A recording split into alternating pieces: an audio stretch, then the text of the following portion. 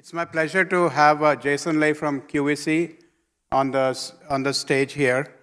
And it's a very interesting and relevant talk for those who attended the previous session on cybersecurity and threat and so on and so forth from Department of Homeland Security perspective. I think tees up very nicely onto getting a little deeper into those kind of constructs and concepts. So it's my pleasure to have Jason here. Welcome, and happy and looking forward to the talk here.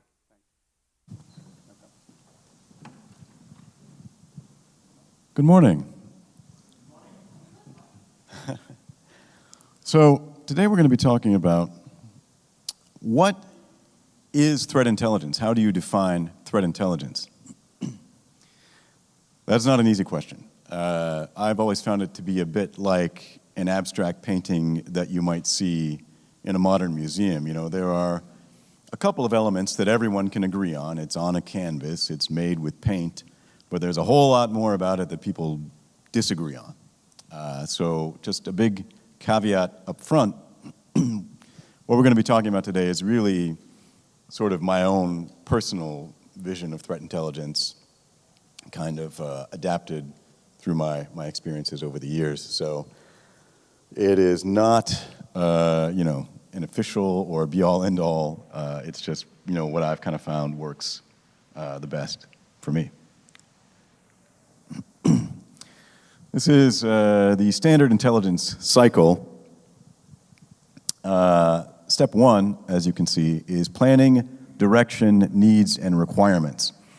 That is absolutely essential to threat intelligence because what that does is define your parameters. Ideally, these should be coming from, in the military or government, you'd be coming from your commander or someone up the chain.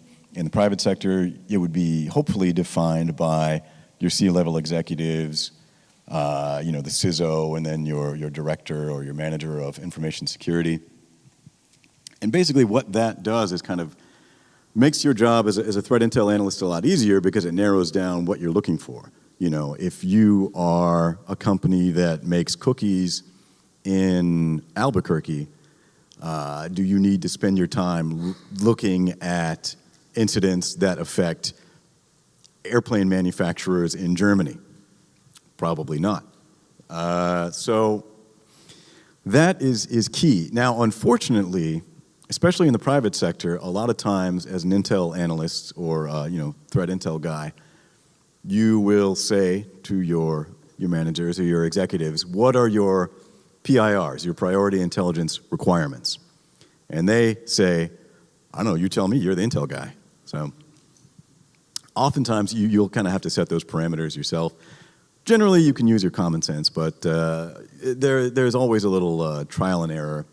You have to be open to feedback. If you write a report and you send it up the chain and your management says, thanks, and that's it, you probably don't want to repeat that topic again because they're not interested.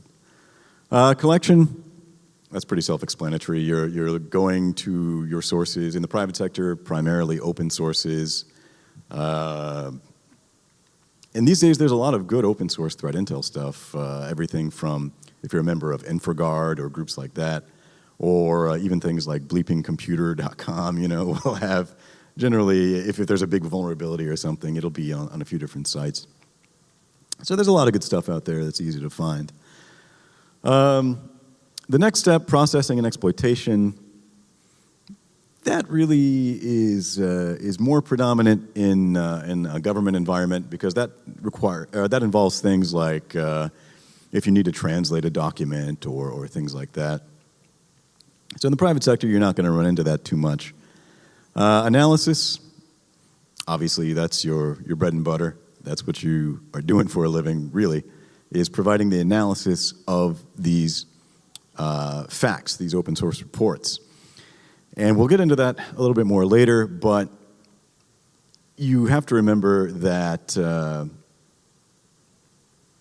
you need to do your homework. I've seen too many intel analysts who just go with a cut and paste route. They'll see something in a report and they'll just say, oh, this is important or this is relevant to us. Copy, paste, send it up the chain. That's not Intel. Intel is taking information and applying context that makes it relevant to your particular organization. And then dissemination, sending out your report. So I kind of like to break threat intel, this sort of massive specter of threat intel. I like to break it into two main categories, strategic and tactical. And when I say strategic, I'm really talking about external threats to your organization, big picture kind of stuff. What I'm going for there is things like Spectre or Meltdown, these big vulnerabilities that are going to affect a lot of organizations across the board, across a lot of different sectors, or even things more specific to your own sector. QVC, we're in the retail sector, so anything that affects retailers, like the Panera breach that happened a while ago, or the Ticketfly breach, things like that, those are of interest to us. HVTs, high-value targets. What is a high-value target? That's different for every organization. It could be a database where you have a lot of proprietary information stored. It could be your email server. It could be your Internet of Things devices, especially if you're, in a medical facility or something like that, in the energy sector, things like that. So those are different for every organization, but that is basically what you're trying to protect. You, as the Intel guy, you need to know what your organization considers to be high-value targets and then figure out the best way to allocate resources to protect those high-value targets. Tactical is kind of the other side of the coin. That is usually internal. And we're talking about vulnerabilities, not general vulnerabilities that are out there, but vulnerabilities that may have been exploited within your organization. We're talking about an incident, malicious or anomalous traffic on your network that your incident response team or your security operations center are seeing.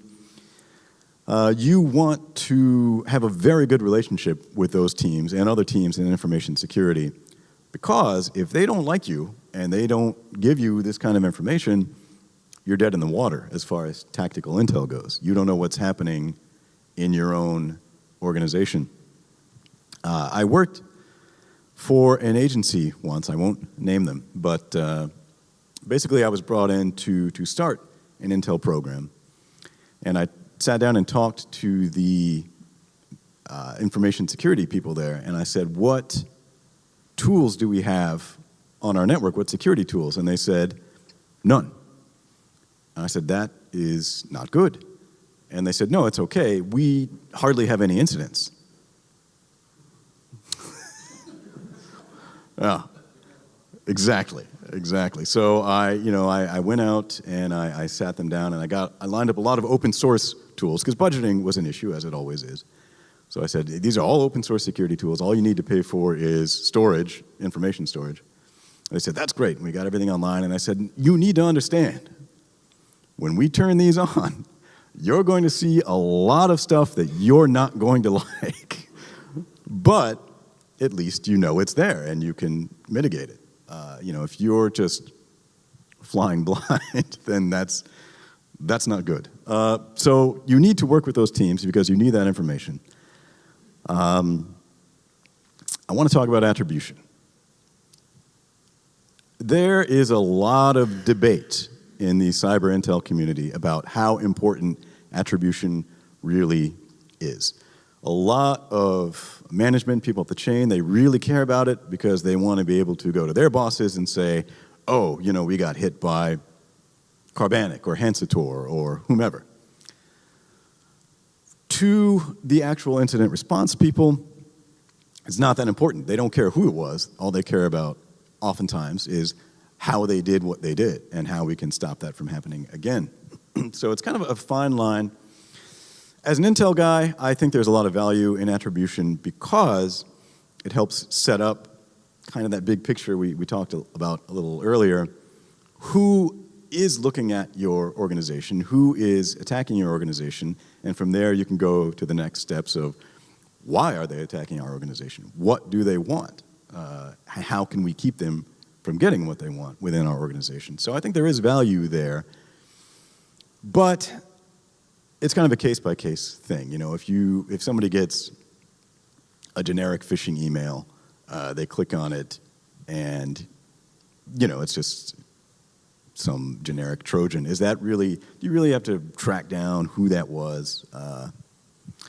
Probably not. And then, you know, some people want to take it too far. I actually had a guy in a private organization that I was working in tell me, we need to track down the individual who sent this phishing email. And I said, I don't really see the benefit there because, you know, odds are, for this particular case, I said, odds are it's probably one guy, probably a teenager in like Europe or somewhere like that. What are you going to do about it, you know? But they really wanted to know, so we did what we could, and it turned out to be a teenager in Eastern Europe, and they didn't do anything about it because what are they going to do, knock on his door, you know? So you're going to hear a lot about attribution in the Intel world. You have to kind of forge your own path there. It brings up another good point. I spent most of my career in the military and the federal government, various agencies. It's only the last year or 2 years, not quite 2 years, that I transitioned to the private sector. But the good thing about Intel is that Intel is Intel, wherever you go. You're using the same methodology, you're using the same tactics, techniques, and procedures. All that's changing is your PIRs, you know. So in the private sector, I'm not really looking so much for state-sponsored activity as I am cybercrime. So, you know, what I'm doing, the methods I'm taking haven't changed. All that's changed is what I'm looking for. So, something to keep in mind. So, incident response. Your best friends or your worst enemies as an Intel guy. As we said before, if they're not sharing with you, that's a big problem. But sometimes they overshare or they expect you to share things that really aren't relevant. For example, indicators of compromise.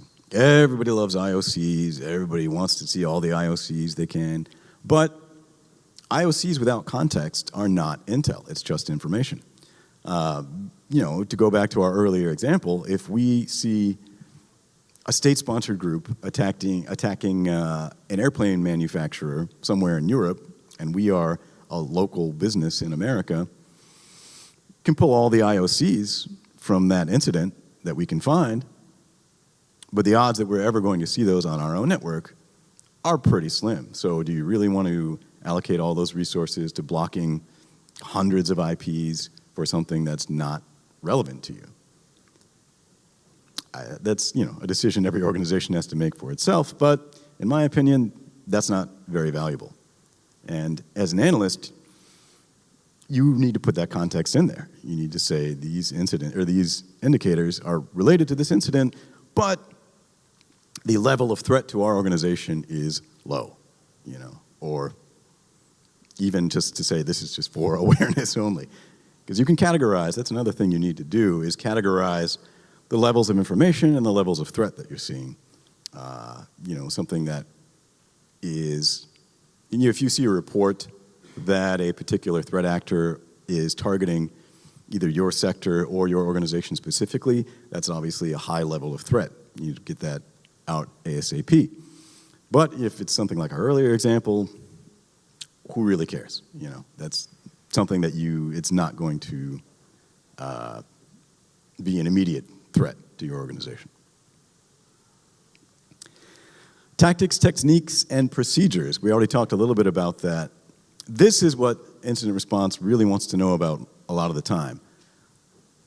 How are the bad guys doing what they're doing? You know, how does this piece of malware work? What is its intended purpose? That sort of thing.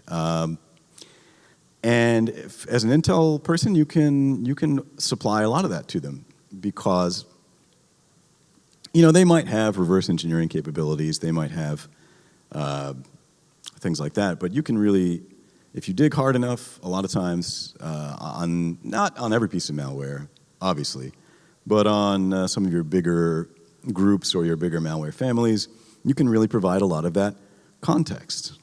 You can say, well, this malware is attributed to this particular group. This is what this group is known for. They have been tied to several other incidents in our sector. This is the information they extracted from these other organizations. So this is likely their target within our organization, that sort of thing.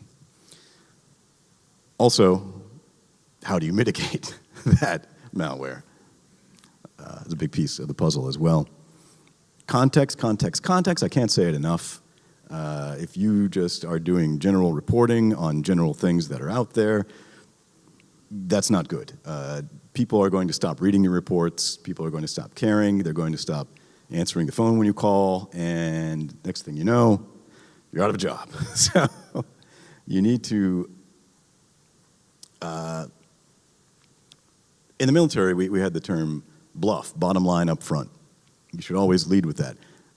In the civilian sector, a lot of times I've heard it called the why do I care paragraph, where you need to make it very clear to your audience, this is why this matters to us. And then explain all of the relevant details following that.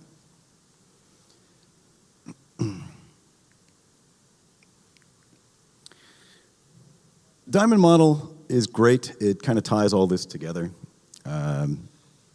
This is what we call a threat model. If you're not familiar with the diamond model, you may be familiar with the cyber kill chain. That's another kind of threat model. That one was created by the folks at Lockheed Martin back in the early 2000s.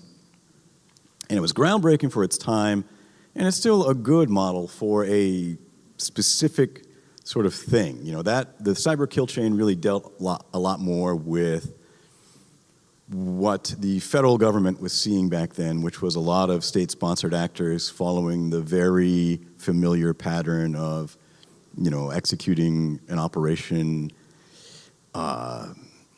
late nights or weekends, following very specific paths, using malware designed to exfiltrate data, that kind of thing. It's a little antiquated now, in my opinion. Yes, that kind of thing is still happening, but not on the level that it was, and there's a lot more threats that don't apply to that threat model. So I like the diamond model because it's very adaptable. A kind of real-world example would be, as I mentioned, I'm in the retail sector, so we were looking a lot at Carbanic, or Carbanak. If you're familiar with that group, it's one of the biggest cyber criminal groups in the world, based out of Eastern Europe. And they were so successful when they began their operations a few years ago, they managed to steal, I believe it was, it still hasn't been fully calculated, but somewhere in the neighborhood of $4 to $5 billion from banks and financial institutions. And in the last couple of years, they moved into the retail sector.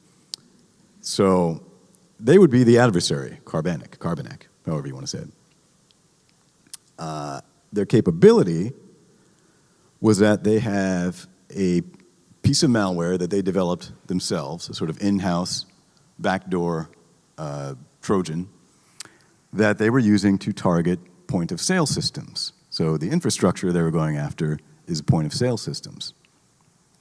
Victims, multiple retailers, restaurants, hotels, all kinds of things, they were getting hit by this.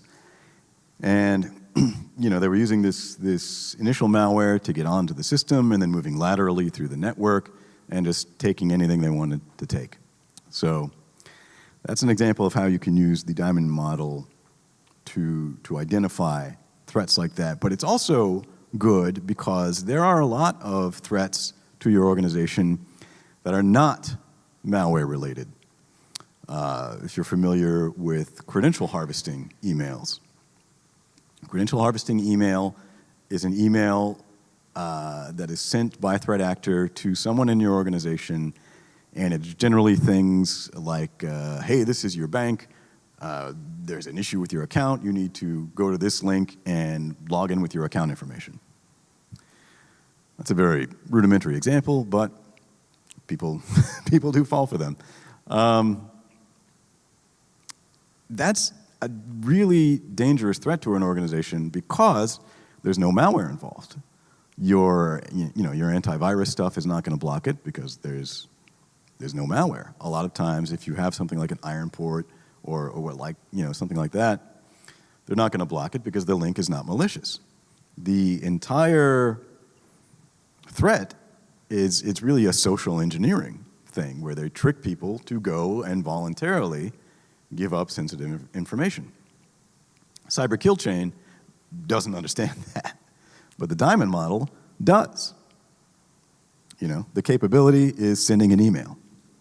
The infrastructure is your employees, or your email, I guess your Outlook. There's also other forms of malware that don't act like the malware that the cyber kill chain references, like ransomware. A ransomware attack is not a typical malware attack in that they're not, exfiltrating data. They're not, well, they may be, but that's in addition to what they're really doing, which is encrypting your files and making you pay for it. Quick note on ransomware, don't ever pay the ransom. Whole list of reasons you should never pay the ransom. Number one, there's no guarantee that they would ever unencrypt your files just because you paid them. I mean, they're criminals. It encourages them to keep doing it, and you don't know what they're leaving behind on their system. So if you look at the Hollywood Presbyterian ransomware incident that happened about 2 years ago, that was really a watershed moment because the people that sent out that ransomware got lucky. They hit a place with a lot of sensitive systems. Those people decided to pay. Other ransomware people said, hey, there's a lot of money in this, and that's why one of the main reasons we really have the ransomware problem that we do today. So don't ever pay. It's a little bit about threat hunting. As difficult as threat intelligence is to define, threat hunting is right there with it. It's very similar in that a few years ago, threat intelligence or cyber intelligence was kind of the buzzword of the moment, right? Everybody, a lot of managers and a lot of companies were saying, we need threat intel, get threat intel, not really understanding what that meant or how they were going to get it or what they were going to do with it. Threat hunting is kind of that way now. I hear a lot of people say, oh yeah, we've got a threat hunting team. What does that team do? Well, if you ask 4 different organizations, you're going to get 5 different answers about what their threat hunting team does. In the government and some organizations, that's just your red team. That's your team that's taking on the part of the attacker, looking for vulnerabilities in your network, things like that. At some places, they're basically a threat intel light team. They're doing a lot of the things that would be traditionally associated with threat intel. So it can be a challenge if you have an organization that has both a threat intel team and a threat hunting team, and neither of those teams are very clearly defined. There can be a lot of overlap, a lot of hostility I've seen in the past. So kind of as we said, it's essential to identify your priority intelligence requirements. It's also very, very important to have a signed standard operating procedure as a threat intel team that says, this is what we do, these are this is our lane in the road, and then have other teams define theirs, because a lot of confusion these days about what these 2 teams do, and it can get ugly. Resource allocation. This is one of the key goals of threat intel for any organization. That's great. You have all this information about the bad guys, what they're doing, what they're after, what they're targeting. What use is that? What do you do with it? Well, what you want to do is use that to identify your high-value targets, because guess what? They may not be what you think they are. There are a few things that are obviously going to need to be protected, but you might have things in your organization that you never even thought about people going after. So if you look at the patterns and the trends of the malware and the different types of attacks that you're seeing, hopefully you'll start to get a big picture of where your weak spots are, what people are going after, and then you can work with other teams to determine the best way to protect those. Do you need better endpoint protection? Do you need to make sure all of your systems are air-gapped? Whatever. Are you not backing up your data? Shame on you if you're not backing up your data. But, these kind of things. And where are they located? If you're a multinational corporation, are you seeing more attacks in your French location than you are in your Italian location? Why? What does that mean? That's really what you're doing, is answering these questions. Trend and pattern analysis are great if you can do it. The problem is a lot of organizations, particularly smaller organizations, don't have the capability to do that because you need a method to store and process a lot of historical data. I'm talking about months, years worth of incidents and information. So, if you are a company that has a secure big data lake, something like that, that's great. You should absolutely be doing this. But if you don't have something like that, it can be very difficult to do. You can do it for short periods of time. You can have a spreadsheet and track things for a month, maybe a quarter. But that's a very difficult and time-consuming thing to do, and particularly if you're a very small Intel shop. For example, my Intel shop really can't get any smaller because it's just me. And not to mention, we just acquired another company, so my duties have sort of doubled, and I'm still one guy. So do I necessarily have the time to be doing massive amounts of spreadsheets by hand? No, I don't. Even though there is obviously a lot of value in that, you kind of have to prioritize what you can and can't do in an efficient manner. Cost saving. Again, at the end of the day, everything in security is about saving your organization money. So, you want to be proactive. When an incident occurs in the middle of the night, your alerts are lighting up like a Christmas tree, should your Intel guy be the #1 call on your speed dial? No. Can they assist in that situation? Certainly. But the true strength of cyber intel, in my opinion, is before an incident occurs. If you have data from open source reporting, wherever you get it from, if you can give that to your security team and say, in the Carbanic case, Carbanic this is who they are, this is the specific type of malware that they're using, this is everything we know about it, these are the steps we can take to prevent them from gaining access to our network with this particular attack. Boom. You prevented an incident, you saved your company a lot of money, assuming that they follow your recommendations. That's a whole other conversation. Or things like vulnerabilities,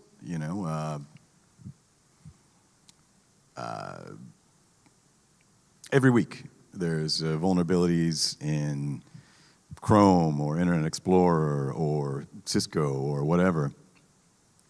If you can categorize those and add the context to say, we discovered this vulnerability in this particular piece of equipment, this is relevant to us because this equipment is widely used in our organization, there's a patch for this vulnerability right now. And you take that to your vulnerability management team. Hopefully they can say, great, thank you, we'll apply that patch now. You've prevented an attack. It is always shocking to me when you see an incident like WannaCry, if you remember the WannaCry ransomware attack from last year. A lot of organizations that got hit by that really only had themselves to blame because a patch for that vulnerability existed. It was out there. But a lot of organizations just didn't even have it in the rotation, or they had it backlogged somewhere. And then, even after all the media coverage of that event, months later, there was another, the NotPetya ransomware and the Bad Rabbit ransomware, using the same exploit. And people were getting compromised by this. And it was shocking to me, because you have the intel that says this is how these attacks work. This is what they're doing to gain access. This is how we prevent it. And it's a very simple solution to prevent it. A lot of organizations weren't taking it seriously, just weren't doing it, and they paid the price. Obviously, vulnerability management is another kind of hot button issue within a lot of organizations. A lot of organizations don't have a vulnerability management team, or if they do, it's very small. Or if you're a decentralized or federated model, you get a lot of feedback. You know, when I was in the government, that was a major problem. I remember the Heartbleed vulnerability that came out a few years ago. We were trying to get everyone compliant with that patch, but the agency was what they called federated. So beneath our sort of umbrella agency, there were a lot of independent agencies who reported to us, but we didn't have any direct control over their networks. So months later, you know, we would ask them to run a scan. They were not compliant. Very little we could do about it other than say, please, you know, please get up to speed here. But, and that's another challenge of being an Intel person, is that a lot of times when you tell people something, they don't want to hear it. And then when something happens that you didn't tell them about, you're the first one they blame. I remember another agency where an incident occurred, and it was pretty costly, pretty bad. And they, you know, there was an investigation done and everything, and eventually we figured out, oh, it came from this particular actor. And the security people got angry, and they said, you know who this actor is? And we said, yes. And they said, why didn't you tell us? And we said, well, because this is a very small group of threat actors whose modus operandi, their you know, techniques and procedures and previous activity didn't show any indication that they would come after us. You know, it was a complete shock to us. And they said, well, you should have anticipated this. And we had to say, look, we see about 100 things per day that we have to prioritize. So there is an element of kind of going with your gut. You know, you have to make the call. Is this relevant? Is this not relevant on a daily basis? And there are going to be things like that happen sometimes. That's just the nature of the beast. And it's always best if you can make people understand that before a situation like that happens. But odds are, you know, it's going to happen. And then all you can do is say, well, I'll see what I can find out about it now. And that is the other strength of the Intel team, is the after-action reporting. You know, an incident occurs, it gets mitigated, then you start looking at everything you've learned from that incident. Does it fit into the bigger picture somehow? You know, if you have an attack from a particular threat group, is this the first time they've attacked? If not, when was the previous incident? Where did it occur? You know, if it's in the same department, obviously that's a target for them. It could be a target for them. If it's the same person that clicked on the same phishing link again, that's a whole other issue. That's really getting more into insider threat, which is another topic you need to think about. Who in your organization is a potential insider threat? I'll save you some time. Everybody. And I don't mean that in the sense that the average employee is not going to decide, hey, I'm going to sell company secrets, or I'm going to, intentionally click on this malware link that will, allow these bad guys to come into the network. Does that happen? Of course. But that is really the minority of insider threat issues. Insider threat does not imply malice. It's just somebody in your organization who has the potential to have a negative impact on operations. You could be sitting at your desk, an email pops up from your buddy in HR, it says, hey, check out my homemade cupcake recipe. And you're like, yeah, I want that cupcake recipe. You click on that link, boom, you got phished.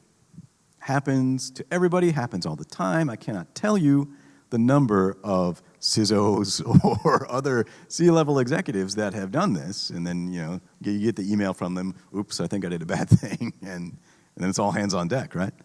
But it happens, so that's just something you need to be aware of as well, because another way that Intel can really help your organization is by briefings, whether it's monthly security briefings, or even just if you have a newsletter, maybe just a regular little column in the newsletter saying like, hey, there's this phishing campaign out there, this is the subject, keep an eye out for it. There's all kinds of ways you can really have a proactive and positive impact in your environment using Intel.